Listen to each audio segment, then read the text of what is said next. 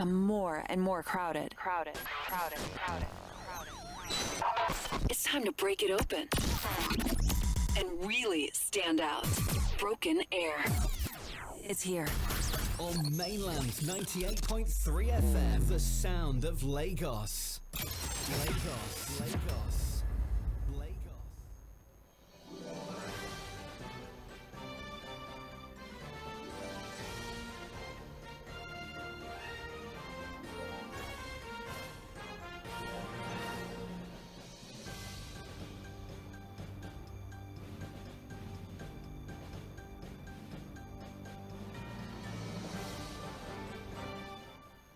Good morning and welcome to Trends in the Papers on 98.3 mainland FM, the sound of Lagos. Well, it is a beautiful Friday morning, a beautiful Friday morning this October. Well, for those who are movie lovers, I'm sure you understand when I mean today is Friday the 13th in October. Scary, isn't it? Well, it's time for us to look through the major trending stories across the papers this morning. My name is Mobola Sandra, and I won't be doing this alone. Fuhad Saheed is our analyst, and he'll be joining in via the phone line in a bit. There's a whole lot to talk about this morning. Of course, more prominently is the forex issue and the fact that CBN is raising dollar supply and also has lifted ban on certain items. We're looking forward to having that particular conversation. Also, there's been a lot of conversation also as regards the appointment of Mr. Olukoyede as EFCC chairman. That's another one that has been quite, it's been stirring some, stories, let me put it that way. All right, ever since his appointment. We'll also look into that one. And also, yesterday, there was a diesel-laden tanker crash on Lagos Highway, and that this is the second in this week alone. So help us, God. All right, so many other stories. Of course, the Israeli-Hamas story is still trending. It's a serious conversation. And also, on the front page of Vanguard, we have the fact that President Tinubu tells the Supreme Court that Atiku cooked up allegations against him. So many things that we're going to be looking through this morning. We'll do this up until 8:30. And then by 8:40, we come back for Mainland Focus, where you get to share your thoughts and contributions as regards the focus for the day. In the meantime, this is Mainland 98.3 FM, and we are the sound of Lagos. Good morning, Fuad. Yeah, good morning, Sandra. You're welcome. Thank God it's Friday. I don't know why people keep saying that, because it's not like there's money to actually do anything about it. It's just like, okay, let's just say thank God it's Friday. Of what? But you don't have to pay to thank God now. It's free. It's one of those things that comes free. Let's just be grateful. That something. that kind of thing. All right, let's get into it. The major headline on the front page of the Guardian newspaper: poor funding, low patronage rob Nigerian sports 500 billion naira revenue yearly. Well, I'm glad somebody is finally talking about it. And the stories on pages 4 and 5 of the Guardian newspaper. I remember we had something similar, a similar conversation as regards football. But now we're looking at it sports generally. And what it says here is that for far too long, Nigeria has failed to take advantage of its enormous human resources to conquer the sports world and create an enabling environment for sports business to thrive. While nations are hosting international competitions to declare profits afterwards, Nigeria does that at a loss due to official corruption. Frustrating private investors in sports is a routine, and the process is constantly opaque. So, across the world, the sports sector labor and income generating capacities are never in doubt. And the interesting thing about this, Fuhad, is the fact that we have the people. If you look at the last World Cup that we had last year, I mean, the German team had about 3 to 4 Nigerians on it. You have 2 people, I think 2 or 1 best people played for England or so. You just have our people, Nigerians, scattered all over the world, doing amazing things in the world of sports. It is mind-blowing. We have Israel Adesanya. We have what's the Ogun State guy's name? Anthony Joshua. So many other people in different areas of sport, and they are doing excellently well. But why is it difficult for Nigeria to leverage on this, human resources in the sports sector? What is the problem? The story you read out answered that question. Official corruption. That's just the answer. Nothing more. Honestly, there's nothing to it other than, there's too much corruption in the system. Even if you go into the athletics world, we have a lot of Nigerians, plying their trade for other nations of the world. Even some, Middle East nations like Bahrain, Qatar, you have Nigerians, plying their trade and flying the flag of other nations who are able to provide the facility, who are able to provide the needed support and finance. But here, we have not been able to harness it again because of official corruption. Sport is big business, Sandra, very big business. And that's why you see countries like Saudi Arabia also tapping into the potentials and opportunities that comes with sporting activities. Qatar hosted the World Cup because he knew that, look, it was an opportunity to open itself up to foreign investment, foreign patronage, to bring in tourism and all of the potentials that comes with sport. But here you are, the largest black nation in the world with so much potential. We have not been able to really distinguish ourselves despite the talents that we have, the abundant talents we have. I told you some time ago, Sandra, that the last time I was in Turkey, the only thing one of the Turkish people could identify me with was the fact that we're a footballing nation. Immediately I told him I was in Nigeria, and he said, "Oh, coach," he was able to mention about not less than 6 of our footballers. And that in itself shows to me that, look, there are potentials that we can tap into, really, if we're able to develop our sporting sector. We are not doing that because of official corruption.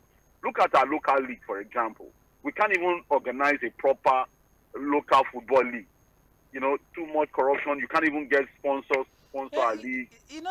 I just thank you for going into that, aspect, because I'm going to look at the fact that you have the English Premier League, you have the NBA, you have all of these people, leagues and all of that. They are all private sector driven and well funded, huge money going. Whereas, the ones we have here, all the local leagues and all of that, they are government driven, and there's just so much that the government, just as we have been highlighting, the corruption within that sector. So the private sector doesn't really have the tolerance for corruption. Yes, a part to play in it. So maybe if we have something that would encourage the private sector, do you think maybe we could have some? You know what, Sandra? The private sector has almost zero tolerance for corruption. The private sector would not put its money in a venture that would go into the cesspool of corruption. So that's why you see that sometimes they just stay away from these things. They stay away completely. You can't put your money into a venture that will end in private pockets. You understand what I'm saying? And that's why the corporate world stays away. In fact, what the corporate world now does is to deal individually with athletes. Like, for example, these are I think 𝗀 is having a personal relationship with her, taking care of one or two things. Instead of working the federation, because they know that, look, a lot of times where monies are given to different sporting federations in Nigeria, there's always one story or the other. Infighting, look at even what happened at the last Female World Cup. A FIFA official had to come and address our girls to say that, look, for the first time, FIFA will be paying bonuses directly to you. You don't understand. The initial thing was that they'll pay to the federation and they expect the federation to pay but they keep owing them. They will not pay. So for the first time, what it means for a FIFA official to go into the dressing room of the young girls and tell them that, what, for the first time, because of the complaints of non-payment of allowances, bonuses, and all of that, we are going to be paying you directly to your account. That rough us negatively on us and our image. But it is what it is. And the potentials are there, Sandra. Oh, look, yes, they are. For you to know that we're not even intentional about sports or taking advantage of what sports brings to the table, look at our sporting facilities across the country. I was going to come to that. Sporting facilities are supposed to be, income generating. Help to build talents, and all of that. Go to our own stadium here in 𝗬𝘀. The only thing you find is that people come there to come and run around, do gym and all of that, and then at night they are eating pepper soup there. People like, I'm serious, go and see. No, but yes, it's true. Yes, it is. Yes, the national stadium. But it has become, nothing. Fuhad, let's also look at it from revenue generation, because available figures indicate that sports contributed 0.19%. No, let me come to 2022 now. 0.33% to Nigeria's GDP. This is due to inadequate funding and efforts. This poor performance, is still included in leisure and recreation sector. So imagine if it is properly funded with, some certain level of transparency. This is also an avenue for the government to tap into. But, we just seems fixated on oil. I think that it is what it is, Sandra. Oil comes with easy money. You understand? And we're not even doing well with that one. So even the one that we are fixated on, we are not even doing it properly. We can't meet our quota. We can't fight oil theft. We can't even run refineries. So even in the oil sector, we are performing poorly. Even if we are fixated on oil and we are doing well, we are able to meet our quota, we can run refineries and all of that. It would have been nice. But even the one we are fixated on, the same corruption is making us not run it well. Whereas there are too many things that Nigeria is not doing, Sandra. Too many things that can give us, leverage when it comes to this dark situation we found ourselves in terms of our economy. And sport is one of them. Look at even youth development. Look at what is happening in our entertainment sector, Sandra. All the Burna Boys of the world, the whiskies of this world. Those guys, it's not because government has provided the conducive environment. Just from personal efforts. If those guys tell you what they have to do to run shows, to record their music, to make sure it's at international level, ask yourself, what is government even doing to support the entertainment industry? Nothing. It's not for the selfless efforts of these guys and the hard work that comes into it. When 𝗬𝘀𝘁 won the World Athletics Summit, everybody was hovering around that, claiming all of. And at the end of the day, we discovered that it was mostly from our own personal efforts, not because the government has been able to do anything. So again, it is what it is. Like I said yesterday, on this stage I told that until we kill corruption, whatever we come up with as policies, ideas, will just remain beautiful, narrations in the book. Implementation would not come to anything because of corruption, vested interest. And that's what is happening. When it comes to election of even all these sporting federations, come and see the wahala and kata. And you ask yourself, why are you guys almost killing yourself to become FA chairman and all of that? It's not because there's something beyond just doing the job. So again, official corruption showing that a sector that we're supposed to be making a lot of tapping into a lot of opportunities from, we're not doing enough. And until we look at that aspect of corruption, nothing will change in the country, Sandra. Well, this is just looking at calling on the private sector as well. I mean, you have they will not answer. But you have a Sporting Lagos, and Sporting Lagos seems to be doing well. Sporting Lagos is owned by out of how many football clubs? It's even a new one. But yes, we are hoping that the guy is not frustrated and he says he's not doing again. He's just a new guy that has come into the system. We are hoping that he'll be able to sustain it. We are hoping that the system will not frustrate him. They said that he will abandon that project. He has just come in. There used to be some private funded clubs before. And some of them are defunct. They are not even existing again. So the guy has just come in with a lot of energy idea, which is a beautiful one. But again, one out of privately funded. All right, then. Thank you very much, Fuhad. The story is on pages 4 and 5 of the Guardian newspaper. Low patronage and poor funding rob Nigerian sports 500 billion naira revenue yearly. All right, let's move on now. Still on the front page of the Guardian, we have controversy trails appointment of lawyer 𝗬𝘀𝘁𝗏 OꞰ as EFCC chairman. So there are riders to that presidency. Why 𝗬𝘀𝘁𝗏 is qualified to be anti-graft agency boss? Huriwa Arewa you'd slam Tinubu over ethnicity and tribalism in appointment. Idoko, 𝗬𝘀𝘁𝗏 cleared of allegations in Bauer's probe by Salami panel. So Olanipekun 𝗬𝘀𝘁𝗏 has been appointed by the president as the chairman of the Economic and Financial Crimes Commission, and there have been controversies that have followed that. As it is now,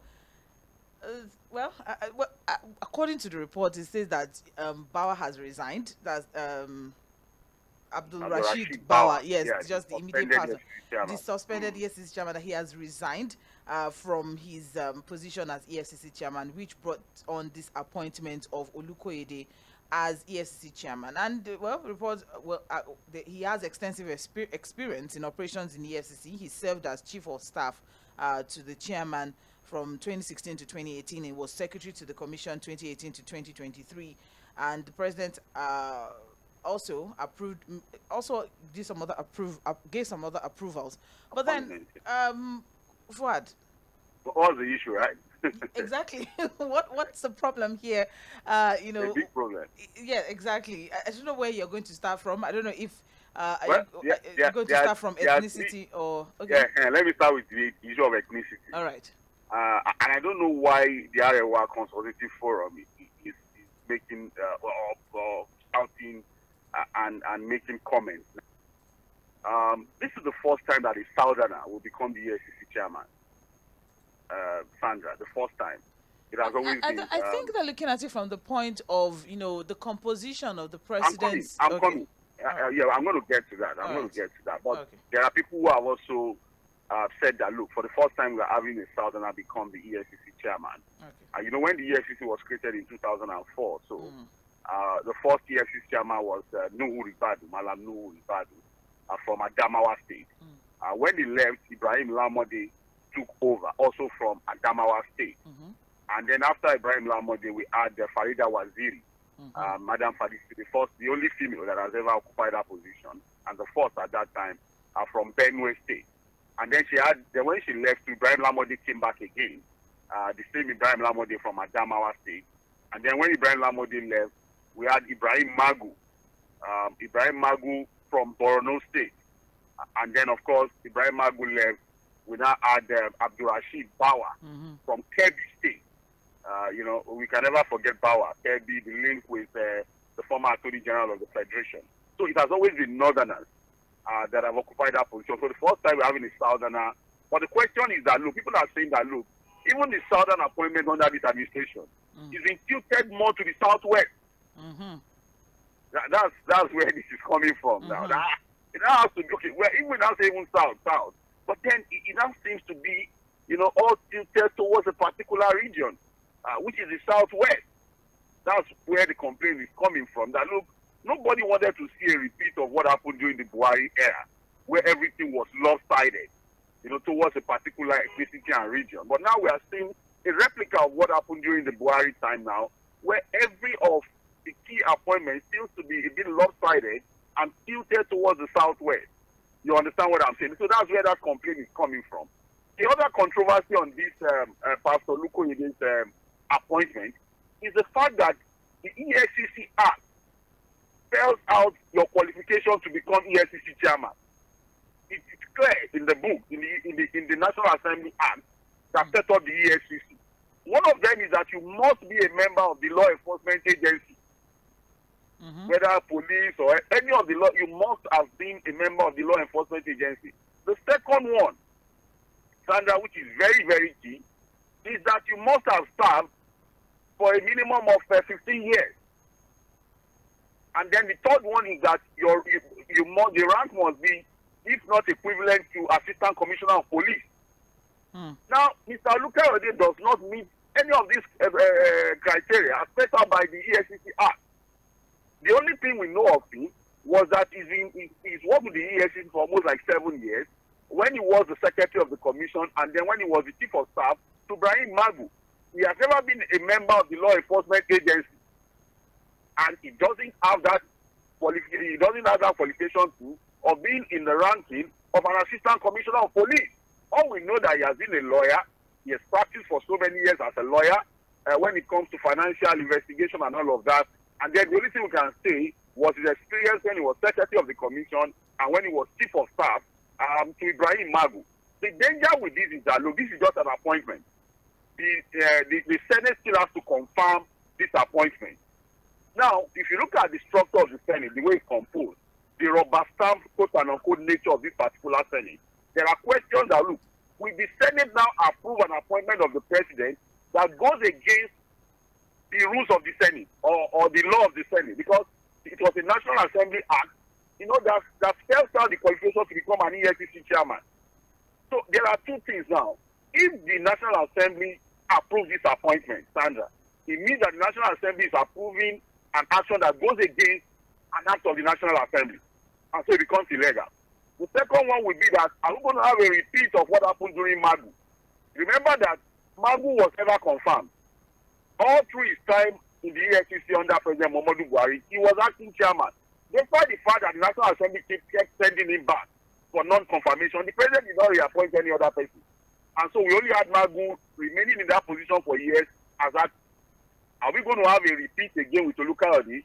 If the National Assembly, for example, the Senate does not approve him, will the president still stick with him and not make another appointment? So he remains in that capacity as acting chairman for as long as the president wants. Look, Sandra, we're a country governed by law.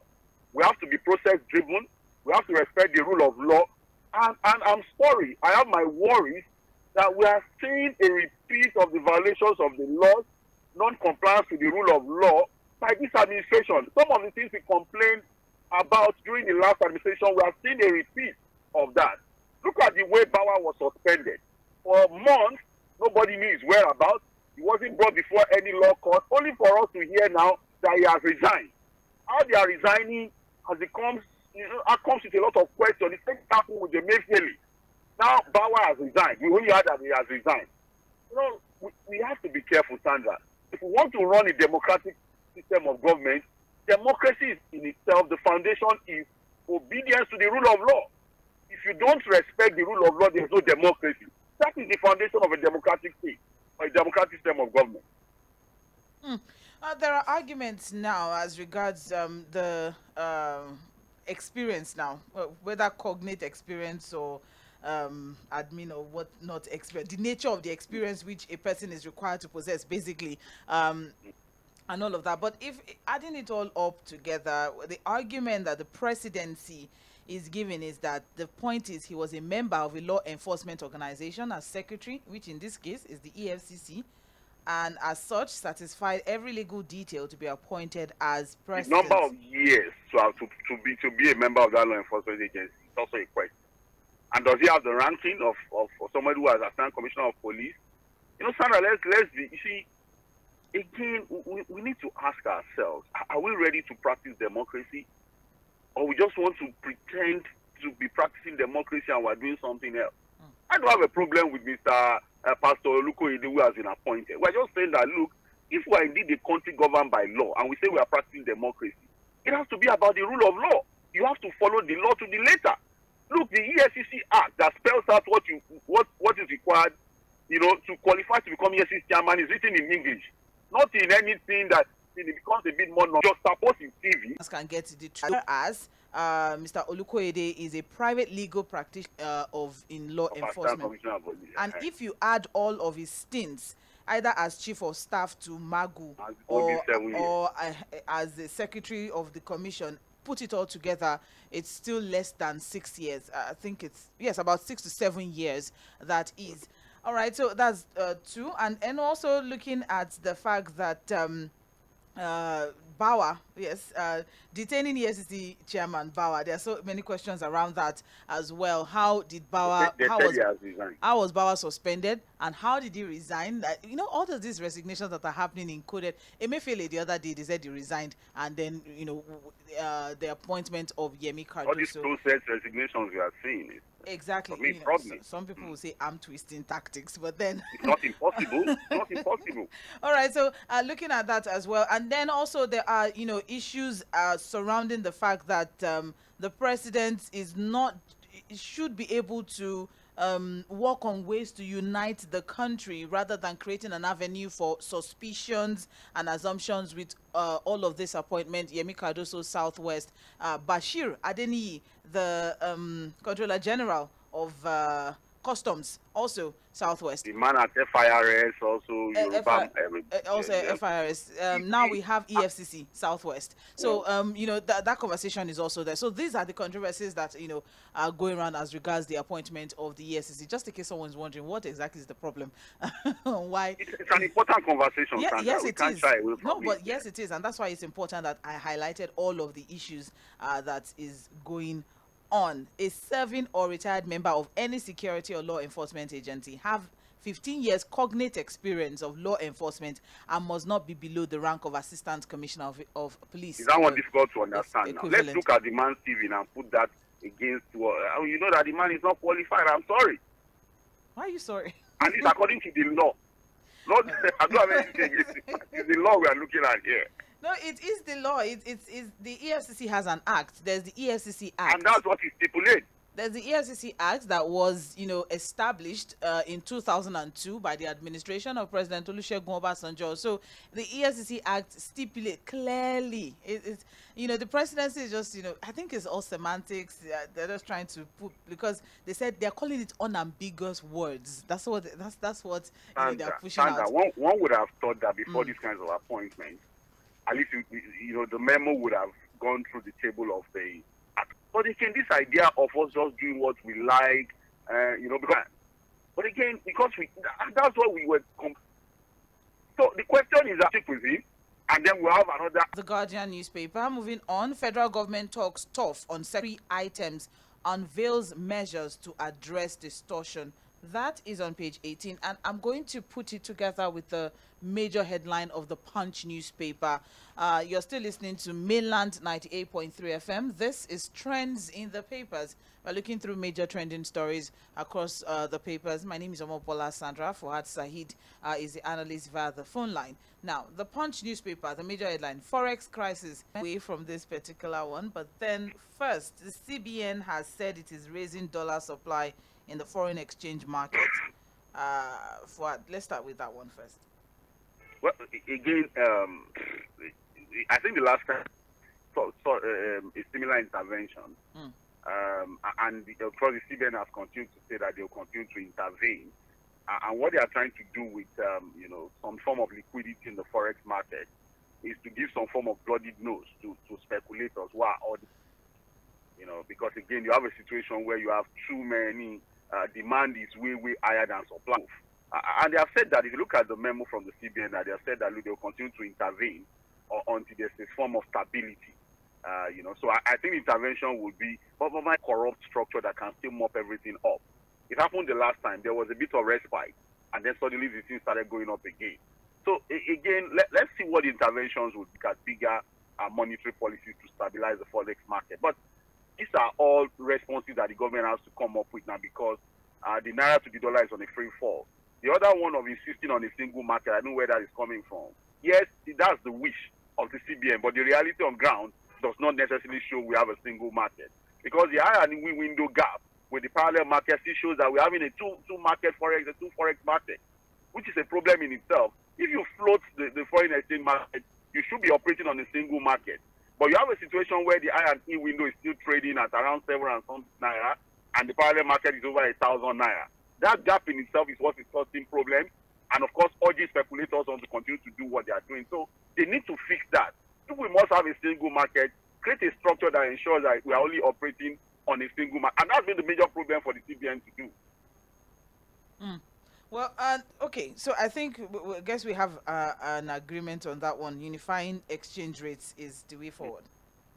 Again, it can be in the books. What of the structure to ensure it happens? That's the problem. Okay. If you ask the CBN now, the CBN will talk majorly about the fact that, look, they are looking at the I&E window. But what we are saying is that, look, how many Nigerians are even able to get in anything from the I&E window? Everybody has to still go to the parallel market. The gap, where is the gap coming from? Why is it that the I&E window is selling at less than 800 naira per dollar, and the parallel market is selling at over 1,000 naira? So it means that it's almost like we are still operating two markets. Yes. If we cannot unify the rate at these two markets, that's the problem. Okay, so that's one. Implementation of the unification of the exchange rates, that's one. Has been a big problem, yeah. All right, so let's also talk about the lifting of the ban on 43 items that were previously not qualified for Forex at the official market. That's another conversation that we have here. 43 non-eligible items banned from the Forex market that was introduced under former CBN Governor Godwin Emefiele. And the truth of the matter is Nigerians imported not less than 9 items from this ban list at 18.12 trillion naira. So with the lifting of this ban now, we should have more dollar supply in the market. Well, I take this particular news with a bit of caution until one is also able to really dissect it, have experts to give proper opinion on this one. Because again, there are people who have thought that, oh, okay, it means that we are opening our borders for importation and all of that. What has simply happened is that, look, you can have access forex to bring in some of these things. The duties are still going to be there, if you understand what I'm saying. But again, I think it's going to open up the market again, open up the forex market again, create some respite. But again, the CBN is saying these are the temporary intervention. It's not anything permanent, just to stabilize the market a bit. But I think too early to begin to celebrate. We should see how these policies would cause reaction in the forex market before we begin to now give a proper analysis on it. But that news came yesterday, and experts are not even united on what to make of this particular policy, if you understand what I'm saying. So I think you begin to say whether this is the best or not the best analysis on it. All right, thank you. Change market policies, just as Fuhad highlighted, 1,025 naira. You have unified the market. You have unified the, corporate governance practices as well. Financial system stakeholders' confidence can be restored in the autonomy and integrity governance and all of that. Maybe if that is fixed, looking at reverting on some of the policies that have been made in the past administration. Monetary policies, discontinuation of unorthodox monetary policies, foreign currency management, unorthodox use of ways and means spending, developing control limits in the use of ways and means in financing public sector deficits. That was violated badly during the last administration. Exactly. So there should be some level of focus on corporate governance in the CBN as well. Maybe if we have that, corrected, then we could probably be looking at. And then one more thing, Sandra. Yes. Mr. Cardoso and his team should just focus on monetary and fiscal policy. The CBN should stay away from unnecessary interventions like trying to build roads, trying to fund rice farming, trying to give unnecessary loans to. Those things should be left in the hands. For example, if you want to support rice farming in the country, let the Ministry of Agri take care of that. So the government, the CBN can concentrate on their job, not jumping everywhere, going into things, to the extent that we now had a CBN governor that rice farmers are buying. Well, according to CBN governor now, he said, and I'm quoting, much has been made of past CBN forays into development financing, such that the lines between monetary policy, fiscal intervention have been blurred. So they're going to see how we can refocus. The need to create financing solutions and looking at proposing, things that could add. There's a lot of hoping that this could be one way or the of the Punch news, and that story is on page 45. Delta State happened at Otedola Bridge. Yes. So what the bridge, it tips over. It's slow. You understand? As you should go on, and not even road work, an accident that is in the cost. And so there are people who are already started to approach that end of the Otedola Bridge. It's a regular occurrence. I drive on that road almost on a daily basis, and I understand what I'm saying. For smaller vehicles, maybe not too much of a problem. For a lot of these articulated vehicles and lorries and trucks who have very poor brake systems and are not too roadworthy, when they run into that thing, it's always a problem. Well, probably one of the things that we definitely need to look into. Is it works now, or maybe it works? I don't know whether the bridge. Honestly, I don't know what the solution is. I think the engineers would have to look into that. But that's the problem, honestly, Sandra. You ask anybody who drives on that road, they will tell you it's a very, very big problem for heavy vehicles to manage running into that slope. All right, then. The story is on pages 4 and 5 of the Punch newspaper. Also on the front page of the Punch, PSC, that's Police Service Commission, promotes 12 commissioners and 5,706 police personnel. That story is on page 8. We also have 2 die, others injured in Osun collapsed building. That's also on pages 4 and 5. And a lot of people are looking forward to this particular one. Everybody just likes, bad news one way or the other. But It's politics, so it's you to get the need that kind of attention. it's all right. And again, anything politics comes with a lot of emotions and sentiments. Sentiments, exactly. The president has written to the Senate now again that look, just dismiss all of these allegations. Said these are trumped up allegations, manufactured lies. But again, like I've said, the legal aspect of this will be sorted out by the Supreme Court.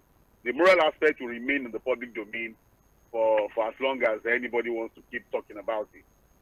All right. Well, President Bola Tinubu has asked the Supreme Court to discountenance his Chicago State University academic records attached by PDP presidential candidate 𝗬𝘂𝗶𝘁𝗴𝗺 to his election petition appeal, saying it is alien to the judicial proceedings in the... Yeah, like I said, Sandra, the Supreme No, but Court... what is just so that people can understand what you mean by technicality, Tinubu is asserting that the CSU discovery was not part of the record or judgment of the tribunal. At the appeal court level. At the appeal, exactly, at the Presidential Election Petitions Tribunal. So, it can't be introduced thank newly you. now. It can't be introduced newly to his appeal to the Supreme Court, basically. Yes. So, again, legal fireworks. I was listening, I think some few weeks ago, I listened to 𝗏𝗏 SAN, who had also said that, look, there was going to be a problem with this exploit of alleged article to the CSU. Because whatever you now get, there will be questions as to whether it can now be admitted newly at the level of the Supreme Court. So again, like I said, Sandra, we shouldn't bother ourselves too much. All of the legal mumbo-jumbo, the legal problems would all be sorted out by the Supreme Court. But the morality of all of these issues, Sandra, will remain in the public domain. You know, in the court of public opinion, it's all about perception, selective perception, where you belong, what you want to see, what you want to think, how you want to analyze it. It's all going to be about individuals. Now, like I said to say yesterday, the pro-Tinubu people, no matter what you show them, no matter what the facts say, think there's nothing wrong with the CSU certificate. And the anti-Tinubu people, no matter what you tell them or show them, there's always a problem with the CSU certificate. So it's about selective perception. And like Mr. Curtis would always say, we are all entitled to our own different opinions. But when it comes to facts, the facts are always constant, and you don't have an option but to accept the fact. What the fact is again is determined by what people want to see. All right. It says here that that you can't file a petition and then after filing the petition, that's when you now go hunting for evidence. The Supreme Court will decide that. Well, that's what the president is saying. If you have 10 lawyers now, Sandra, they will not agree on this thing. They will because again, what some lawyers are saying is that look, there are precedents in the past to show that sometimes Supreme Court, especially when they think it's a weighty, relevant evidence, sometimes they admit new evidence in election petition matters. But again, like I said, if you sit down with 10 lawyers, they only get you more confused about these simple things. So let's allow them to go drag it and sort it out at the Supreme Court. Whatever the apex court decides on this matter becomes the final. And then we move on with our life. I've moved on with my life, Fuhad. I don't know about you, but the story is on. This is a case against the president of the country. It affects us directly or indirectly. So, don't you think? So it doesn't affect. Why are we talking about it this morning if it doesn't affect us? It's in the papers. Because it's important, that's why it's in the papers. That's interesting. Well, more details on page 25 of the Punch newspaper. Moving on from that story, that's all we can take from the Punch newspaper. Thank you for staying with us. This is Mainland 98.3 FM, and you're listening to Trends in the Papers. Major headline on the front page of Vanguard: Atiku cooked up allegations against me. Tinubu tells Supreme Court. Says petition was mere blockbuster with thrilling suspense, hide and seek. Oh, Fuad, what a day to be alive. But the story is on page 5 of Vanguard newspaper, and it's just, I love, reading this particular story. But then we've moved on for now. Fuad said we should just wait for the Supreme Court, so that's what we'll do. Era of exporting raw materials over, and that is on page 25. It's coming from our Minister, 𝗪𝗪. All right, and the story is on page I apologize. Page 25, yes, of the of Vanguard newspaper. So Minister for Solid Materials, yes, that's what I was looking for, Solid Materials Development, has restated the policy of value addition by any company with requisite license and permit to mine minerals, saying the era of exporting raw materials was over. So we'll see how that pans out. The story, like I said, is on page 25 of Vanguard. Also, we have... As we talk about that, I think Mr. 𝗬𝘀𝗁 should also look more at the issue of insecurity. Because a lot of our mining sites are still controlled by bandits and all manner of criminal elements. So for us to make any serious progress with the solid mineral, life, part of our life, I think we need to look at insecurity. The gold is for example, if you don't get delivered, you know if you're near. You understand what I'm saying? So. All right. Well, moving on now, we also have here no discrepancies in Obi's certificates, and that's coming from Labour Party, and that story is on page 8. Well, let's look at it now. And the story is on page 8, yes, on page 8 here. And so what we have is that the Labour Party has dismissed claims by one of its expelled members, Abayomi Arabambi, that the party's presidential candidate, 𝗬𝗀 has discrepancies in his certificates. So reacting to that allegation, they said, and I'm quoting, that's the National Publicity Secretary of the party, Obiora Ifo, said, Arabambi is obviously doing the bidding of his paymasters who are desperate to destroy our party. So he's saying he should try something else, and many host of orders. They said his certificates are in public domain and can be scrutinized by any interested Nigerian. Well, are there any issues with Obi certificates? I don't know. I think the issue of name and all of that. I honestly, Sandra, I'm tempted to not want to talk about these things because again, every day I wake up, I think my mind tells me that look, Nigerians are not focused on the right things or the more important things. There's a lot ahead of us, and all of these infantile, petty issues that I think we're throwing up. It happened before the election. I kept warning that we're not focusing. We are not focused on the most important thing. And now after the elections, yes, I agree that there are post-elections conversations we should have. For people who are dissatisfied with the electoral process, the courts are there to sort out their dissatisfaction and grievances. But I thought that look, even at that level, would have been more focused on more tangible things. Like I told Stage yesterday, my mind was that look, after the appellate court had ruled on the election petition, I was thinking that look, the Supreme Court would have a final say on the issue of 35% in Abuja. The Supreme Court will also have a final say on INEC dropping the ball, not transmitting results real time. I thought that look, the issues of invalid votes that was also raised at the petition level would also be sorted out. But somehow we seem to have shoved everything aside now, and the only thing that seems to have dominated the public space and is now dominating all of the legal conversations is the issue of the CSU certificate and all of that.